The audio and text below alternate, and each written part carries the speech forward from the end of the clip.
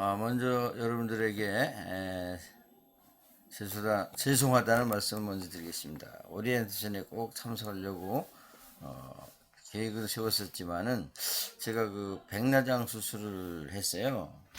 근데 이제 한쪽은 백내장 수술을 전번 주에 해서 지금 잘 보이고 있고, 또 이 왼쪽 눈을 해야 되는데 그 출혈이 돼 가지고요.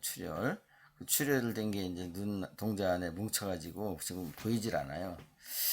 보이질 않아서 이제 지금 그 출혈 문제를 치료하고 있어요. 이제 그 출혈 문제가 이제 다 치료가 되면은 또 왼쪽 눈도 이제 백내장 수술을 하게 돼요.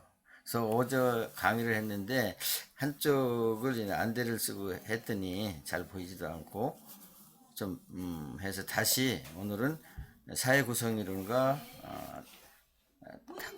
다원주의 이론을 다시 강의를 하려고 그래요. 앞으로는 이런 일이 없도록 이제 미리 이렇게 계획을 세우겠습니다.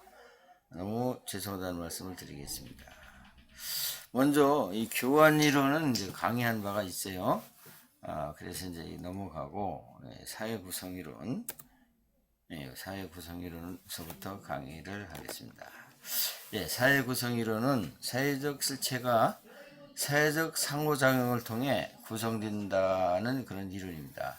이 이론은 인간이 만드는 개념과 지식이 사회적 상호작용, 언어, 문화적 맥락 속에서 만들어지고 유지된다고 이렇게 주장하고 있어요. 즉 우리가 현실이라고 믿는 것들은 객관적인 사실이라기보다는 인간의 합의와 사회적 규범에 의해서 만들어진다는 그러한 관점이에요.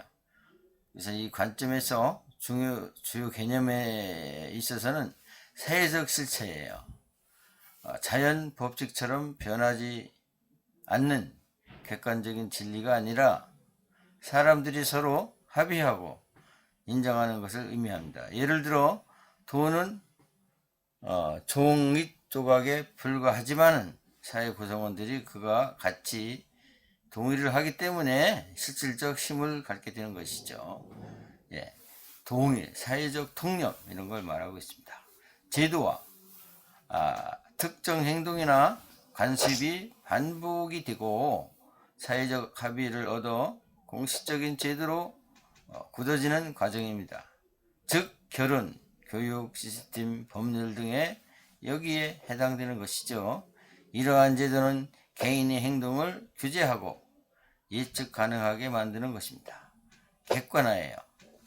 사회적으로 구성된 개념이나 제도가 마치 외부에 존재하는 객관적인 실체처럼 보이게 되는 현상입니다.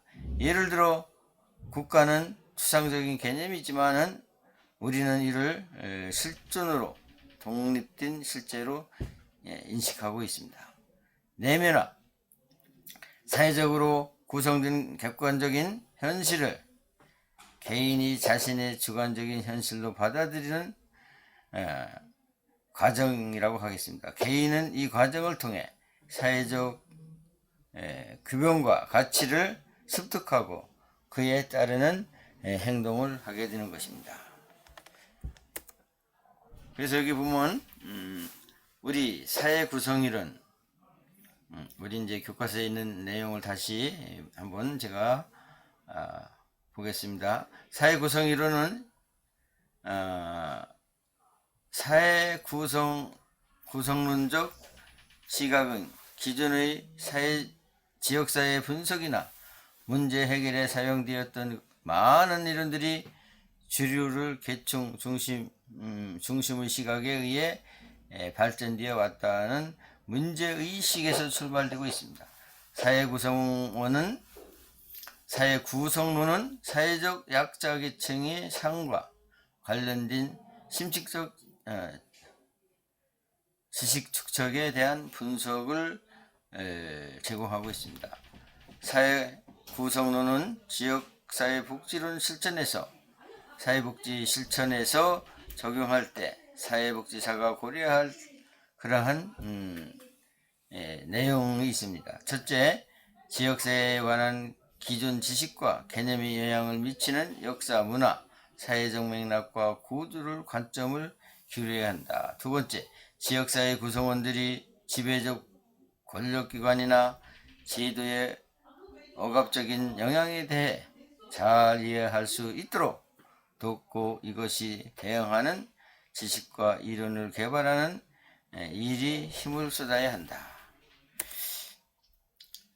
또 셋째, 클라이언트의 행동에 영향을 미치는 사회, 경제적 및 정치적 구조에 대한 이해를 갖고 클라이언트의 문화적 가치와 규범에 대한 의미를 해석한다. 넷째, 다양한 문화를 가진 클라이언트와 지속적이고 집중적 대화 과정을 강조해야 한다. 다섯째, 수수자에 대한 억압 구조를 해석해 나가는 연구를 지속적으로 수행하여 지식의 축적과 이론적 발달에 힘써야 한다. 그 다음에 다원주의 이론을 또 한번 우리가 보겠습니다. 한 사회에 여러 개의 피라미드적인 위계 질서가 서로 겹쳐 있으며 이들 간의 상호작용함으로 지역사회의 권력이 견제되고 균형을 유지한다고 보는 거지요. 다원, 종류라는 뜻도 있어요. 여러의 사회적 균형이 모여서 이론이 형성된다는 게 다원주의 이론입니다.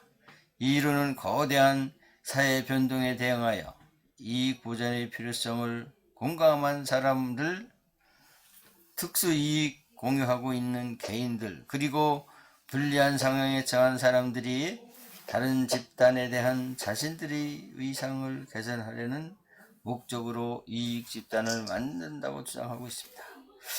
다원주의 관점에서 이익 집단 상호 간의 관계를 경쟁적 상호작용을 관계로 인식한다고 봅니다. 또한 다원주의 정책 결정에 대중 참여와 경쟁을 강조하고 반계급적이며 정치 참여, 선거 과정, 집단의 상호작용, 정치 세력 간의 경쟁 등을 핵심으로 삼고 있습니다. 또한 다원주의 이론을 지역사회 복지 실천에 적용할 때 유용한 점을 말씀을 드리겠습니다. 첫째는 지역 내의 정치적이나 일부 영향력을 지닌 사람들에게 의존하는 형태를 갖기보다는 전문성 등에 근거한 다양한 사람들의 참여를 유도하여 많은 사람들, 전문가나 아니면 자기가 연구하고자 또 업무에 과업을 하고자 하는 그러한 특성을 살려서 자문도 듣고 정보도 듣고 이런 경향을 지향점을 두고 있습니다. 두 번째로는 지역사회 내에서 지역 복지에 대한 영향력을 행사할 수 있는 집단들이 다원화될 수 있으며 시민들이 실제로 큰 권력을 가지고 정치 결정 과정에서 영향력을 행사할 수 있도록 조화하고 주요 인물을 육성해 내야 한다는 점을 시사하고 있는 점입니다. 10번째, 지역사회에 지닌 문제에 대해 시민 집단 갖는 이해관계와 영향력 등을 정확히 파악할 수 있어야 하며 관련 전문가들의 영향력에 대한 정확한 이해는 지역사회의 현실을 더 정확하게 이해하고 지역사회 복지 실천 과정을 효율적이고 효과적으로 발전시키는 데 기여할 수 있다는 점입니다.